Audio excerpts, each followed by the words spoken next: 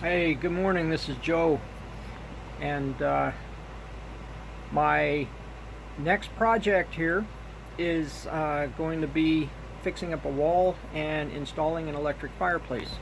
Okay, here's the fireplace. It's a nice 36 inch by Graystone. Got it from E-Trailer, and it is going on this wall.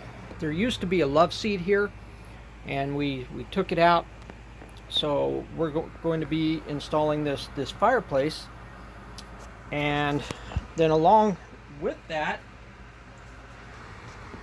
this brick. Now, this brick we got from a company called Texture Plus in North Carolina, and I mean, it is polyurethane, so it's extremely light, but it's very realistic, and we're not going to use very much of it, so we'll get started. Okay, the first thing that I wanted to do was square up the wall. Now, of course, I'm going to be covering the wall with that brick, and so I can draw and doodle and do whatever I need with it. But this is the bracket for the electric fireplace, so that gets mounted to the wall, so at least this way I can center it up. See, I put a real small mark right in the center of that, so I can actually line it up, and then I can line up the holes and get everything square. So excuse me, I don't have all the fancy cameras and stuff. I don't even have a tripod for this thing, so I'm just doing the best I can. Okay, I got this thing mounted. Comes with 3 screws on each end. Now, I just want to let you know that this thing weighs about 28 pounds. So the mounting hardware comes with these little plastic anchors. I would highly recommend that you use something a little bit stronger, because at 28 pounds, regardless of how well your camper rides, every time when you go over a big bump, you could theoretically rip these things right out of the wall. So use your best judgment, and you may want to hang something that you may consider being closer to 50 pounds. So just want to let you know. Okay, that's what it looks like after I actually installed it. Now, this thing comes with a 6-foot cord, as you can see.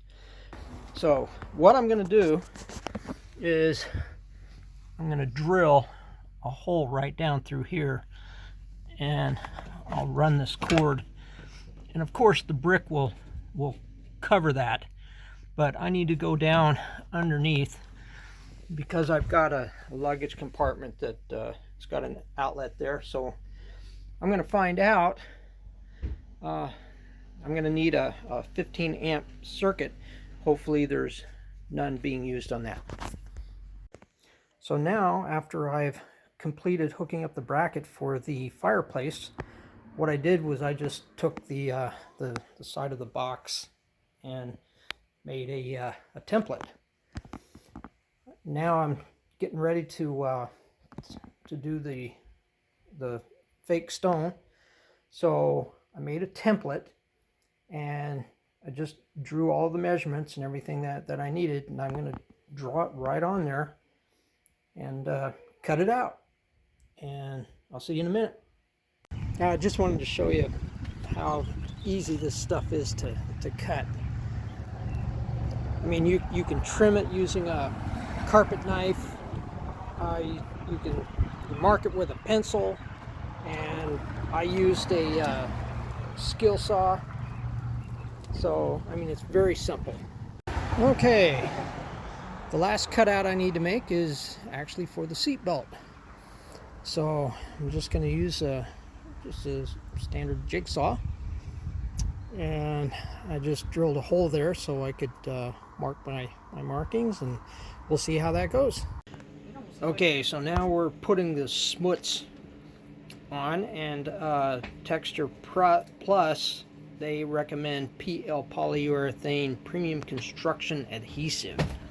So that's what we're putting on here now. Okay, there's the cutout for the seat belt. So we'll make sure that that fits. Okay, so now we've got the whole thing put together. So I just wanted to show you what it looks like. Ooh, look at that ambiance. And it has a heater, 2-speed heater on there too, that comes out the top.